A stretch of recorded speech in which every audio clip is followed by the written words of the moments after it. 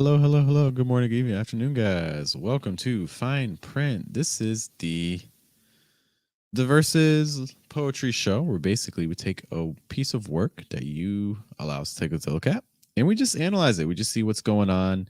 It's not about workshopping. It's not about critiquing. It's more just trying to analyze what's actually happening in the poem and trying to track it, looking at what the structure is doing, looking at what the speaker's doing, all that sort of fun stuff. Of course, as we go through this is a team effort. So if you notice some things that are some items that you want to highlight, I encourage you to let us know what you see. Today, we're specifically going to be looking at this poem here by A Drop of Golden Sun. This was submitted to us over on Threads, and you can do the same thing. So again, we have fine print on Sundays. We would love to take a look at a piece of work by you in the future. Um, as we're going through this piece as well, just some things to think about. If you yourself are interested in trying to incorporate some video into your own poetry life, we would love to help you out with that process. We have a sidearm called Stanza Studios, and basically what we do is we just help poets, whether it's organizing events or just trying to turn their poetry into video and things like that. Basically, we work with you to try to get things going. Live streams, webinars, maybe you just want to record your poem and things like that. Those are all things that we can help you with if you go to versuspoetry.com/stanza studios. We also have free webinars talking about how can you turn your writing into a poetry event. Maybe you want to make a workshop around your writing or a webinar or anything of that nature. But we're going to be taking a look specifically at the poem here. And again, as we go through this, I would love to have your thoughts as well. Let's open this up, take a look at our piece. To begin, we're just going to kind of do a quick read through. And hopefully you can see it on your screen now. So this is A Drop of Golden Sun. No title. Eons ago, Venus met Saturn. Ethereal beauty, grace unmatched, meets steadfastness and responsibility. A love story for the ages, and look, who knew there was beauty in changing? We no longer recognize who we were at the start, a quantum leap from where we began. And now we are more than everything. Give that up again for A Drop of Golden Sun, for sending us to work, for writing the work, doing the work, and things like that. So the things that immediately stood out to me was just the sense of change that is evoked in different parts of this piece. We're seeing it on a very large, grand scale, the planetary scale, but then we're also seeing it on a very personal scale with the speaker and another person, at least one other person, which we can see with the we. Again, no title. So let's just kind of identify all the different places where change is occurring, because I think that is kind of interesting to track. So the first change that I'm really noticing is this eons ago. Excuse me. So eons ago, again, suggesting, so we have this change from past to present. So we have this change across time. Venus met Saturn. So we had this idea of this maybe hadn't happened before. Previously, those two bodies had not met. So this is the first time to actually occur. Yeah. My vocabulary might just be failing. I wonder, is this supposed to be ethereal? Beauty, grace, unmatched, meets steadfastness and responsibility. So we have these like comparisons going on here. We have grace versus steadfastness and responsibility. Also, just the kind of implications that the meets implies. There's almost like this sense that if you have grace, then you can't have steadfastness and responsibility. There's almost like this sort of tension that's created between those two, which I think is interesting. A love story for the ages. And look, who knew there was beauty in changing. Now we don't exactly know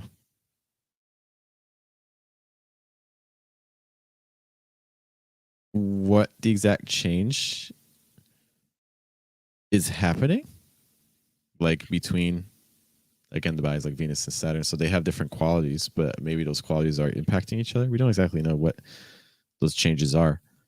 But who knew there was beauty in changing? So there is a change that happens here. There's a change that it happens because of knowledge, right? So before this happened,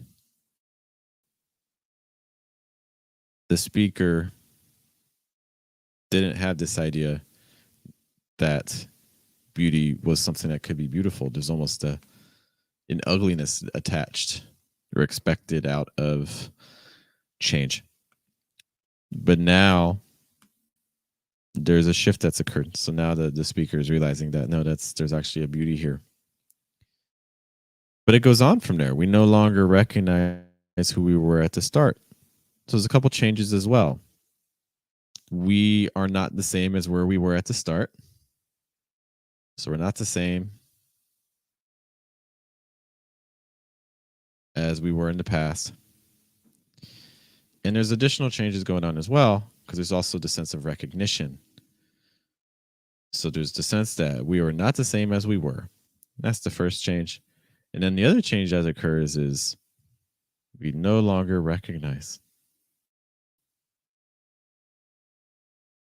So those are the big changes that I'm identifying just from that line. A quantum leap from where we began. So now we have a change across distance from where we started versus where we have ended up currently. And now we are more than everything. So the and now, again, this is just in terms of change in time. And then we are more than everything, which again in the past was not true. So that's our final change. In the past, we were not more than everything. But now we are. So there's not really, it's not like a very, very long poem, but what we're seeing happening is that this poem has introduced so many different elements of change that the speaker is going through, and that the characters, if we want to call them that, like especially like the Venus and the Saturn, that they go through as well, in a very, very limited space. And I think that just kind of speaks to, one of the advantages of poetry as a form is that it can tackle so many different concepts in a very limited space. Sorry, this is just like 1, 2, 3, 4, 5, 6, like 7, 8 different elements of change that exist here. Other things that are happening as well. I'm just gonna reopen this just to kind of clear it out, if it lets me. Okay. Appreciate your patience. So again, just want to kind of identify some other things I see happening in the piece as well, in addition to the change. And if you guys see the things that I'm talking about, be sure to let me know. And if you don't, you can also let me know that too. Eons ago, Venus met Saturn. A thorough beauty, grace unmatched meets steadfastness and responsibility. Love story for the ages. And who knew there was beauty in changing? So this is, if we're trying to identify some elements. So I'm personally seeing the turn here, like where it starts with like there was beauty in changing. That's because the reason I'm saying that is the turn is because that's kind of the moment for me where we shifted from the story of the Venus and the Saturn to our real conceit that there's beauty in changing. Also, kind of, I find the staging of that really interesting, because in some ways I would have been tempted to move that after we no longer recognize who we were at the start. Who knew there was beauty in change? Like maybe even moving that down later. So I think that's an interesting move, having that sooner. A quantum leap from where we began. I'm curious about the we speakers. So we imply this we. A lot of times, again, we just be could just be a way of saying I, but there's this sense of togetherness that we didn't get until down here. And that's another reason why I think the turn is right around there, is because we get that kind of shift in perspective. It's the first time we are introduced to our speaker in a form.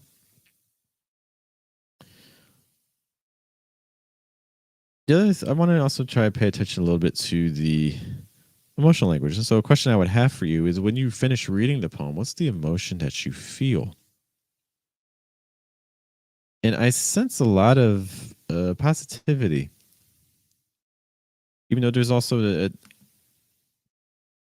a chance for tension, like we no longer recognize who we were at the start, um, also the sense of changing, these can be difficult concepts for someone to go through, but the things that are really leaning into that positive sense, I feel, would be words like there was beauty,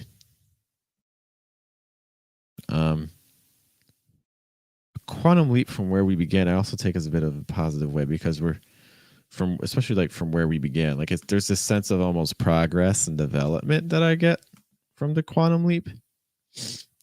And then lastly, the phrase we are more than everything, and this idea of being more, almost like abundance, which again I take in a positive way. But besides, it's not like there's a whole lot of necessarily like strong emotional words, in the sense like emotional words that are tied specifically to emotion very clearly. We do get some hints. We see beauty repeated, grace unmatched, again steadfastness, responsibility, a love story, for the ages. Again, these are all, I would say, in general, positive things, but these things happen all earlier, so we don't even know really our speaker. So I don't know how the speaker feels just exactly at the moment. I start to get that a little bit more towards the second half of this. And there also seems to be, in terms of tensions, I think the thing that stands out for me tension wise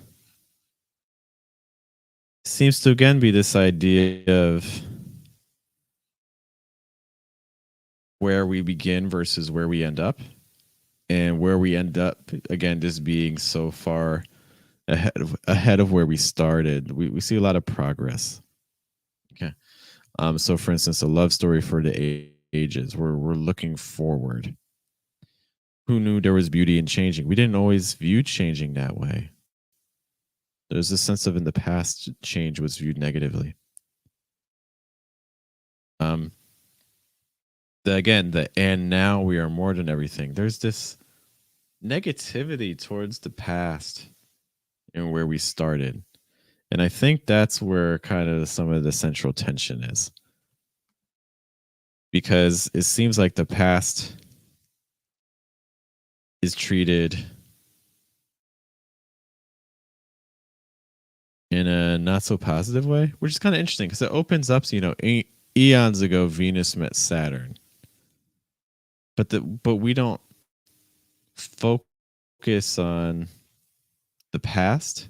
We focus on the future. We're looking ahead, because again, a love story for the ages. When I hear for the ages, I think looking forward. I don't think past. I'm thinking of like from today into the future. And then moving forward again, who knew there was beauty in changing? The only line that I think is really interesting from the aspect of tension is this line: we no longer recognize who we were at the start. Because I can view that in a positive way. It's like, oh wow, look how far I've grown. But it's also, there can also kind of be a sense of like longing, like, like you look at yourself in the mirror and like, oh my gosh, I don't look like a kid anymore, or something like that. Anyways, those are kind of just some quick things that stand out to me in this piece. We analyzed it from a perspective of change. We also just kind of took a quick look at what I view to be some of the kind of like central tensions of the piece. But I would love to know, what are your guys' thoughts on this, other things from this poem that stand out to you. I mentioned earlier again, towards the start of the stream, that one of the things that we do is we focus a lot on video events, and things like that. One of the things I do invite you to check out is if you go to our website versuspoetry.com, one of the things you'll see is that we offer a free webinar on Wednesdays that just talk about ways how can we turn your poetry and your writing into a course, into a workshop, into a webinar, into something that you can actually use as teaching for yourself.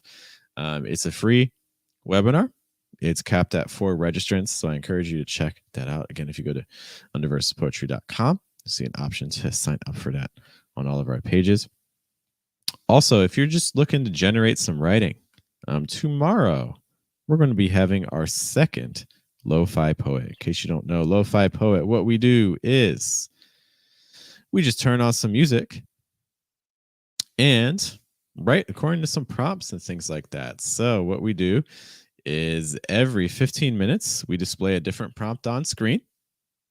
And what you can do is respond to the prompt. In the background, we play some lo-fi beats and things like that. We're all just kind of writing together. And then at the end of every 15 minutes, at the end of every prompt, if you want to have your poem come up on screen for everyone else to see and check out, you can do that. Okay, and again, that's going to be right here on the channel. Again, it's called Lo-Fi Poet. We'll be doing it right around 9 p.m. tomorrow. So again, 9 p.m. Monday, New York time. So kind of right around this time, we'll be drafting and writing some poems. Guys, thanks for hanging out with me a little bit. My name is Jeff. You're watching Versus Poetry. I will see you all later. Hope you have a good day, have a good night, and a good afternoon. You guys take care.